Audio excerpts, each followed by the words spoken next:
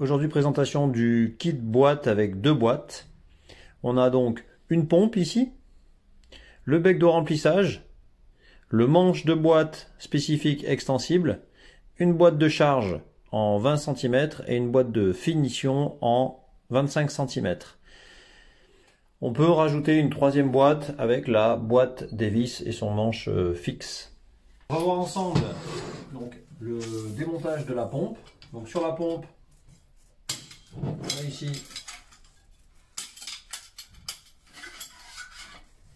le tube. Ici on a le piston.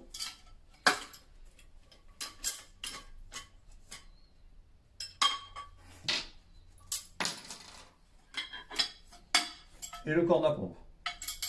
Pour remonter, on monte en l'air. Le piston. Le tube. Quand je monte, je fais attention à ce que l'ouverture du bas de la pompe soit bien vers l'intérieur du seau.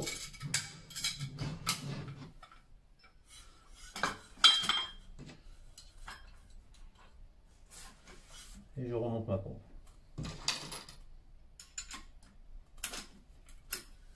Et là, je suis prêt à la mettre dans l'enduit.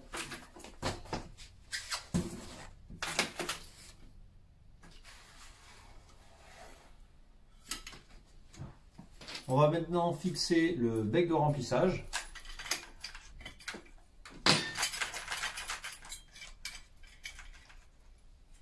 Un petit coup de clé pour serrer.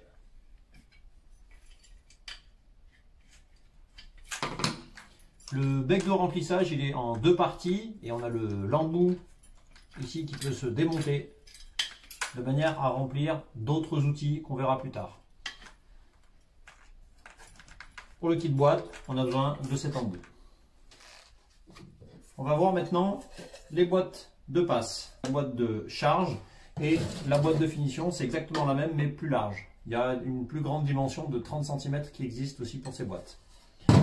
Pour la boîte de charge et de finition, il y a un réglage pour le débit d'enduit ici, où je vais pouvoir régler ma charge. Donc là, je suis à plat. Et si je libère le ressort ici, eh bien l'enduit, quand il va sortir, il va pousser un peu le lisseur et ça va créer une surcharge qui, en séchant, va se tendre un petit peu. Maintenant, le montage avec le manche extensible.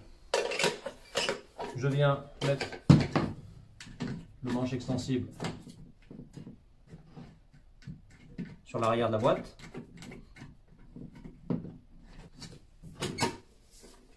Et ici, j'ai donc mon manche extensible avec un frein. Je vais vous en montrer l'utilisation tout à l'heure.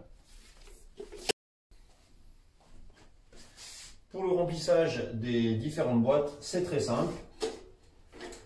Pour la boîte de charge, je viens mettre ma main sous le manche et je viens insérer le bec dans l'ouverture de la boîte. Je maintiens et je pompe. Allez. Et je fais quelques mouvements à droite à gauche et je surveille le remplissage de ma boîte.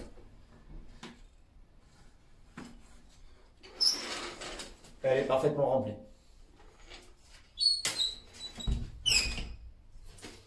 Pour le remplissage de la boîte de vis, je viens mettre le bec dans l'ouverture de la boîte de vis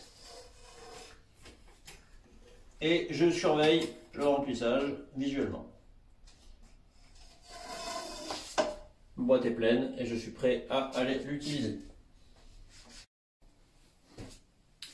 On va venir donc traiter la rangée de vis avec la boîte de vis. Donc ici, j'ai un réglage pour la souplesse entre le manche et la boîte. Donc je viens régler de manière à ce que ma boîte soit encore mobile. Donc là, je viens appliquer la boîte sur le mur.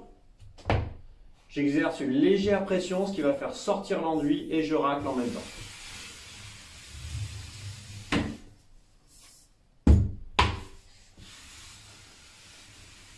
Impeccable.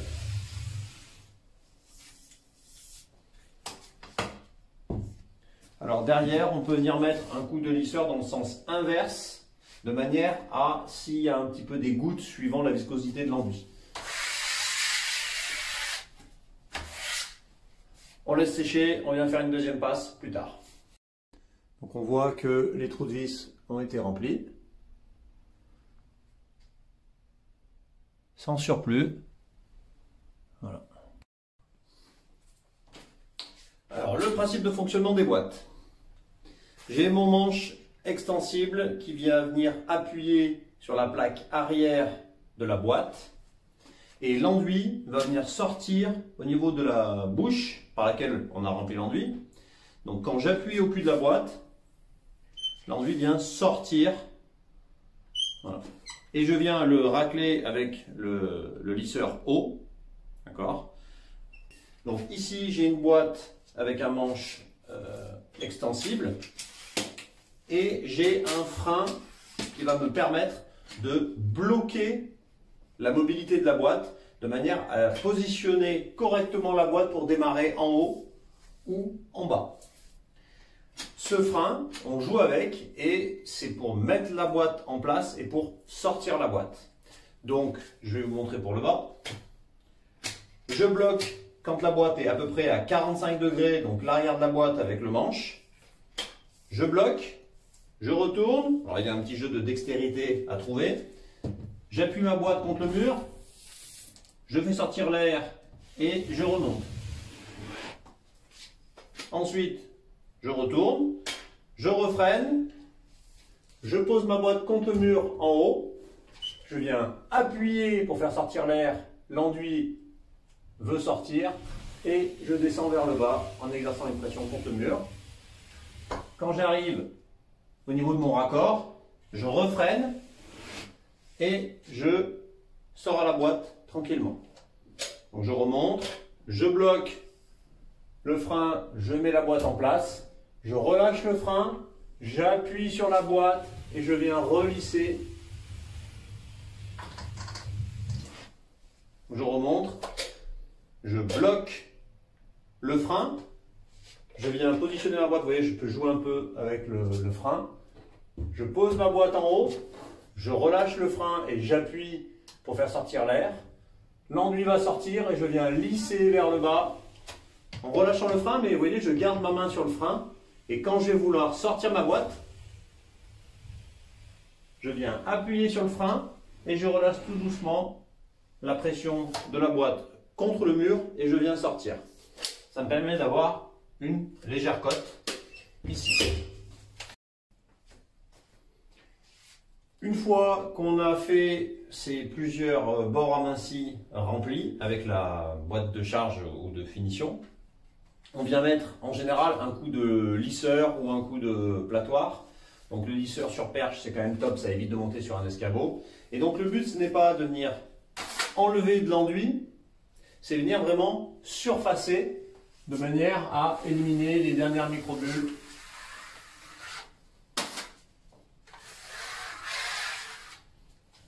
Vous voyez, je récupère très peu d'enduit.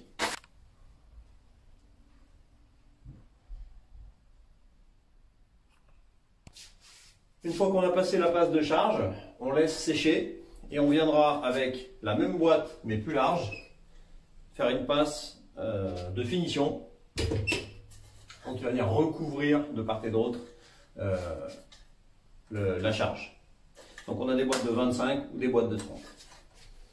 Avec les boîtes, on va pouvoir faire donc tous les murs et évidemment tous les plafonds. Donc le plafond, même combat.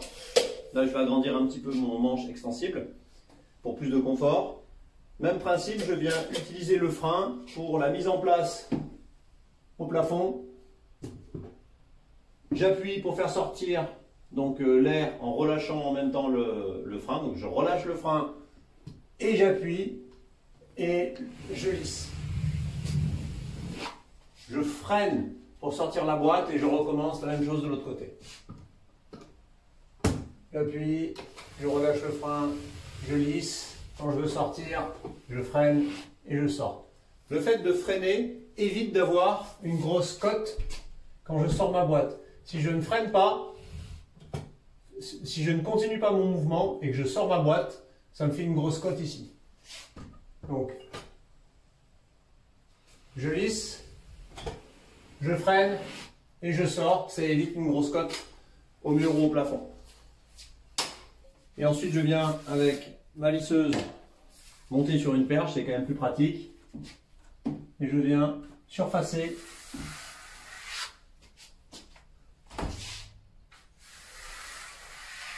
voilà, pour obtenir une très belle finition avec la perche. Je ne vous l'ai pas montré tout à l'heure. On peut aussi finir les murs, évidemment.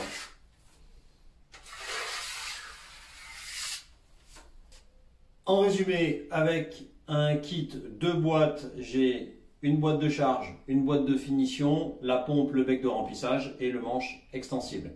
Dans un kit 3 boîtes, j'ai le kit de boîte plus la boîte de vis avec un manche en général 1,20 m. Les kits de boîte vont vous permettre de faire la charge et la finition des murs et des plafonds sans monter sur un escabeau et gagner environ 3 fois du temps par rapport à une charge et une finition manuelle.